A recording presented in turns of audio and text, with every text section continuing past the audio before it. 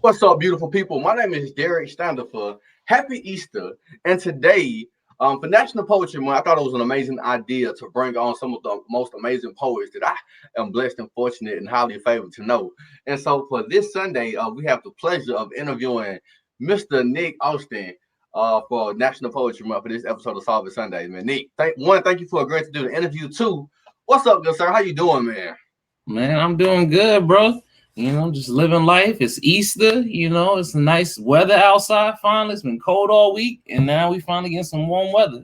So I'm feeling good, bro. Yes, sir. Yes, sir. I'm excited to have you on, man.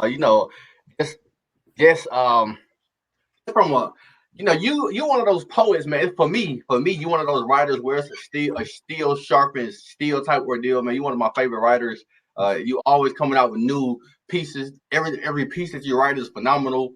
And we go head to head in the staccato group, man. So it's an honor to have you on, man. So I just wanted to bring you on, man. So to celebrate National Poetry Month. So the first step of solving the Rubik's Cube, the first step of solving life, is to believe. Nick, what is it that you do, man? What's the torch that you choose to carry, good sir? I believe in creation. I believe in creating solutions to problems that exist. I believe in creating poetry. I believe in myself and what I can create. And so as you stated, I'm a poet, and but I'm much more than that. I'm a poet. I do workshops. I create a future, helping other people get to where I am. So I believe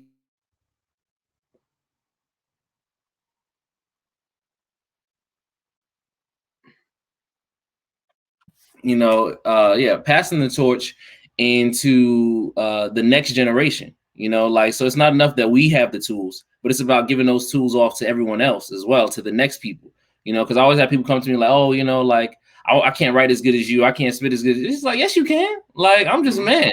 I'm only human, and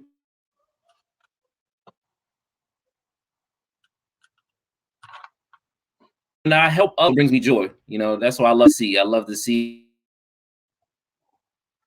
Mm. in getting better, myself and others. Just get better every day. That's what's up. That's what's up, man. You kind of went in and out, but the main thing you mentioned was creations. You're one of the, like I said, you're one of the most phenomenal poets that I know. You got a book out. Not only do you have a book out, I mean, you've been killing it in the recent slams. You've been killing it. You're Oh, like yeah. undefeated right now for National Poetry Month. So y'all make sure y'all check out Nick and follow Nick in his clubhouse rooms. Follow Nick on he participate in the Black on Black Rhyme poetry open mics on Fridays. And when I Mhm. tell you his words, man, he has this wave of painting pictures with his words, man. They just draw you in. And Nick is one of the most amazing poets that I know. We might have to have a call an audible and how you do a poem at the end of the segment. Hey, I'm So, always down, bro. all right. So step number two of solving the Rubik's cube. Step number two of solving life is to solve your cross. Now, solving your cross means to identify your why. The reasons that you do what you do. You're a poet, man. You're a solutionary. You bring solutions and solve and you solve problems. So why do you choose to carry this torch that you choose to carry, good sir? I believe that it might be what my legacy is supposed to be, like, is to be that solution man. And like, I'm very, I'm an Aquarius, and so we're very big on just seeing the bigger picture in life. If you believe in astrology and stuff like that. But me personally, like, my why, like what keeps me going forward is just like my legacy. Like, who is Nick Austin, and who will Nick Austin be after Nick Austin is long gone? And like, I don't want to just fade away into the history books, like to have never left a mark. And so my why is like, that's the fuel that keeps me going, like why I keep doing it. What I do is just like to constantly try and find the best poem, like that great poem, like that just really like leaves that mark, like, man, like he wrote that, like. And so I'm just constantly like, it's kind of like Captain Ahab and Moby Dick, constantly chasing the white whale. And like, that is my white whale, is just like trying to find that whatever that thing is to leave my mark, and my leaving my mark, like, once again, it could be helping others to get to their marks, to find their white whales, but I'm just constantly chasing that, and not knowing what the white whale really is helps me keep going, Yeah. And so I just keep going. Yeah. Crazy you just said that we don't know what that white whale is, because every time you do something, and you're a perfect example of this. Every time you write an amazing poem, you're like, man, it's another poem to be written. I could do a better poem. I could take it to the next level. Man, I could do a different level. So, I think that constant hunger, that constant thirst, it fuels you when it comes to just constantly creating and bringing new ideas and bringing new concepts to life, man. Because what you can do with a pen and a piece of paper is absolutely, truly phenomenal, man. It's like genius level, man. So thank you for letting your light shine. And like you said, when you let your light shine, man, other people are inspired to let their light shine also. So I want to thank you for letting your light shine and letting it shine bright too, good sir. The third step of solving the Rubik's Cube, the third step of solving life, is to fill in your corners. Filling in your corners means to surround yourself and immerse yourself in an environment that is conducive to your growth and your prosperity. So, Nick, what kind of people do you have in your circle, and what kind of environment do you surround yourself in that allows you to be the person and operate at the level at which you operate, good sir?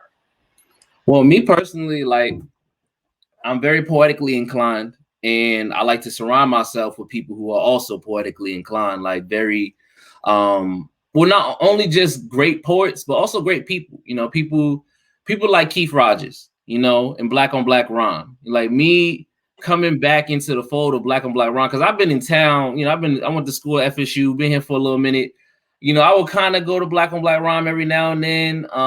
But it wasn't until after I graduated a few years back, I was just like, I'm gonna start going regularly. And then I just was able to witness just the energy of Black on Black Rhyme and just all the poetry, all the great poets there. And then just seeing Keith work his magic. Keith is really like a magician. You really just see him work a room. There could be 3 people in the room, but he's gonna make this a Disney experience for those 3 people. And it's really magical. He really on some magician stuff. And it's crazy. And seeing that is seeing people like Keith Rogers and Keith Rogers. It just helps you. It gives you someone that you want to emulate. It gives you just man, I want to carry a room like that. And other poets that I've met there, I ain't gonna lie. The first time I met you, Mr. Standifer, was actually in a poetry slam. And I actually won that poetry slam.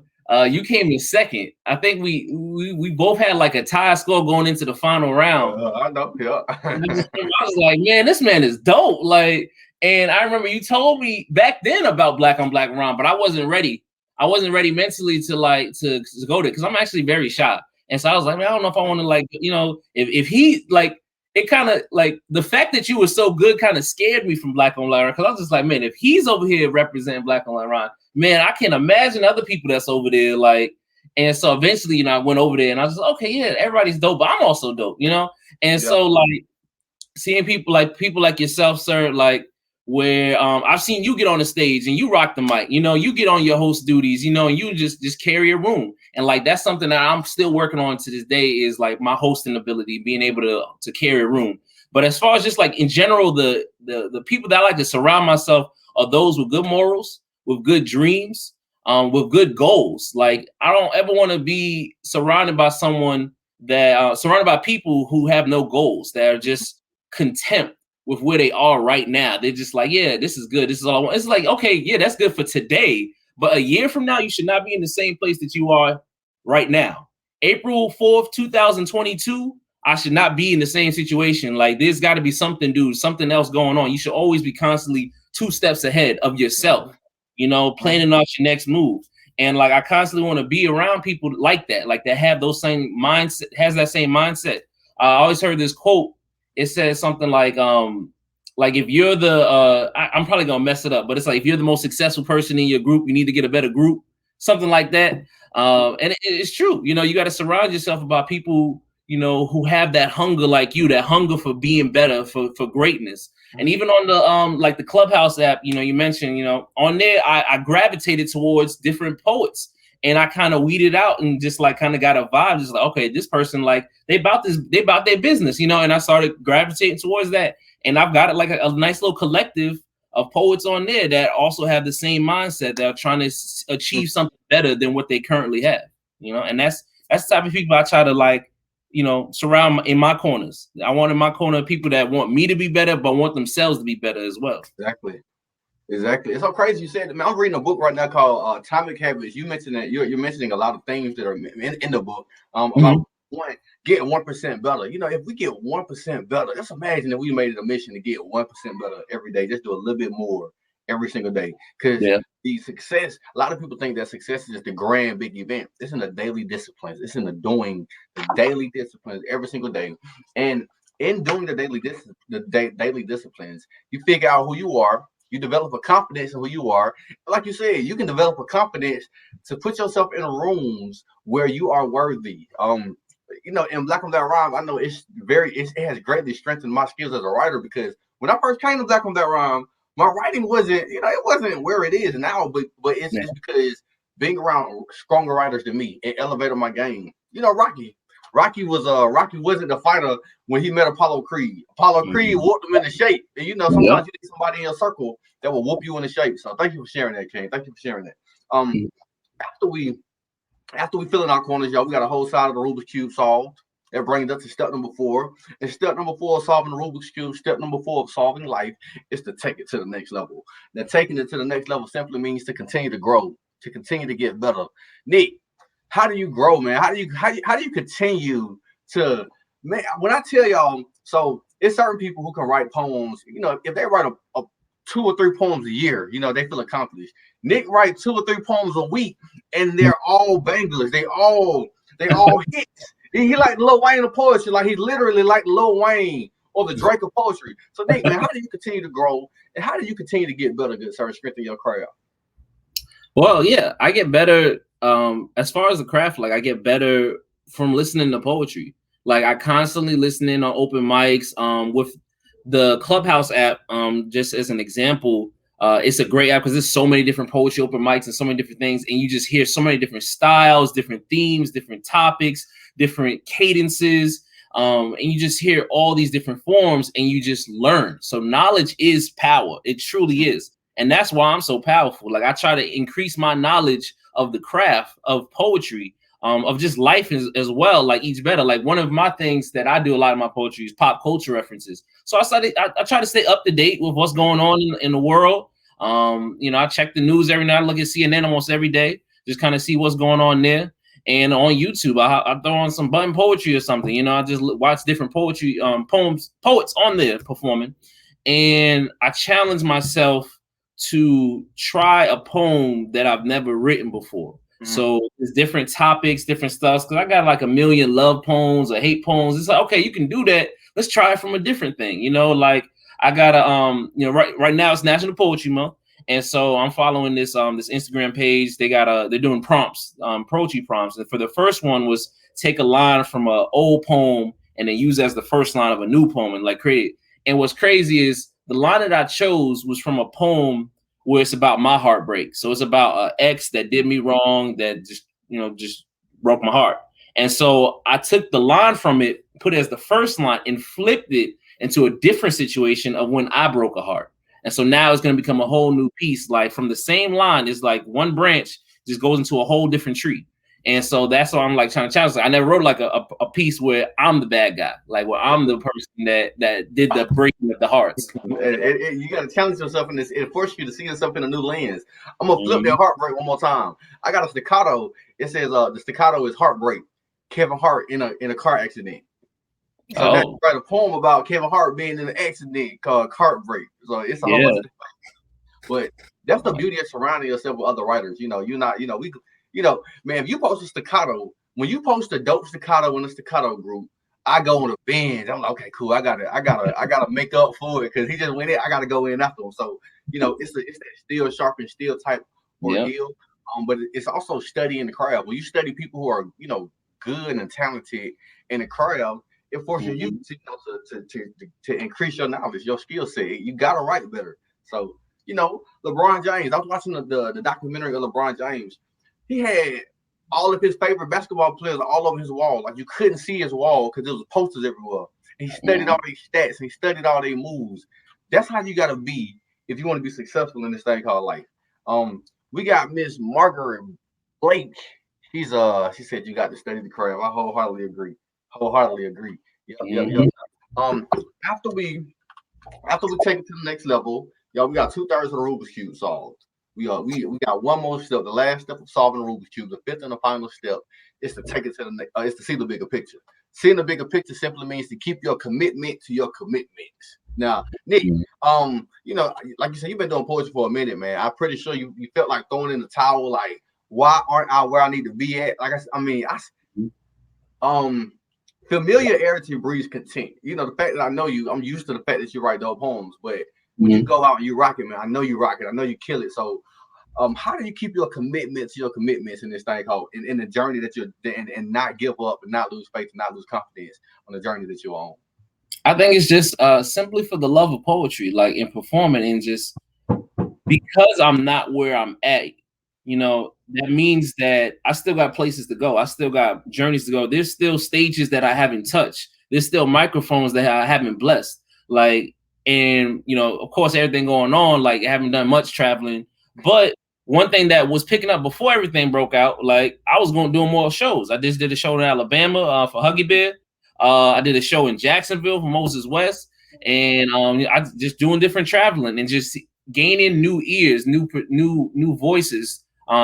New ears for my voice. Like to hear me, and just new fans, just new stories too, new just journeying. And because like we realistically, I've maybe seen, I would say probably maybe 1% of this planet so far. Like in my life, there's so much more to see out there. There's so much more journey. I'm only 31. I got a whole lot left, a whole lot more left to do. And so I have had those moments where I'm just like, man, this poetry stuff, like, like I don't know if I want to keep going, but I'm just not I'm not a quitter. It's just like when I start something, I got to see it through. That's just who I am as a person. Like whether it be writing a paper, whether it be building a birdhouse, if I start it, I'm gonna finish it.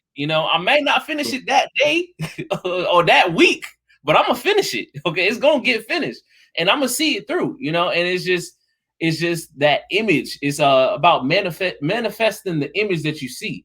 I see myself naming the lights. I see myself on a stage, on a talk show or something. My book, my poetry book, New York Times bestseller.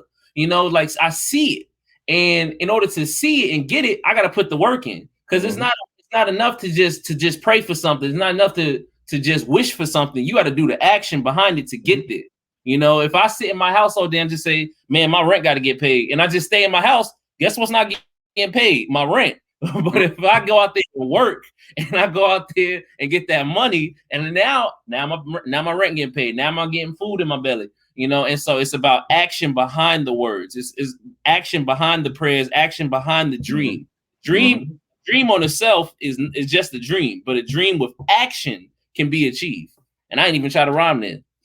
Hey, I was listening to it was an interview on the 85 South Show, Bruce, and DC Young Fly, Carlos Miller, and man, he just said, you got to keep going, bro. You got to keep, like, you don't know when, the right person is looking in the audience when you're doing your poems or what, on whatever platform that you're on, man. You just got to keep doing it. And you said it, man, just for the love of poetry. Like when you're chasing your passion, it's not work. One, it's not work, and two, showing up every day, man, is fun. I know it's fun rocking a new crowd. I remember telling Keith, I spoke for here. I spoke for a Senate hearing one time, right? And I told Keith, I said, man, I did my thing on my speech or whatnot. And he said, Derek, it's not your fault that they haven't heard you speak before. You speak all the time. It's their fault that they haven't heard you speak before. So when he said that, I was like, you said this too. There's always a new room or a new crowd that I can impact, that I can speak in front of. It's always a new crowd, and with the new crowd brings this thrill of always being diverse and versatile. To when you're speaking for certain crowds, we're poets. When we speak for poet crowds, we speak faster. It's a fast pace. When we're doing speeches, we got to slow it down and we got to pause the brakes a little bit, man. So it's very cool how we can navigate certain rooms, practice to navigate certain rooms. Let me get to these comments. Rachel said, "You're both amazing, young black kings." Thank you for the comment. I received it wholeheartedly. Thank you for the blessings. Gian Jones said, "Manifest the image." I'm telling you, you put it when you see it, you can when you visually see it. It's a beautiful thing, and how it just attracts itself. Miss Margaret, a dream without action, a dream with action can be wholeheartedly. Understand. Margaret is actually she's reading a book along called Atomic Habits. In this book, it's an amazing book, but it talks about the idea of not setting goals. Instead of setting goals, setting systems. So, for instance, if you wanna write a book, the goal is to write the book.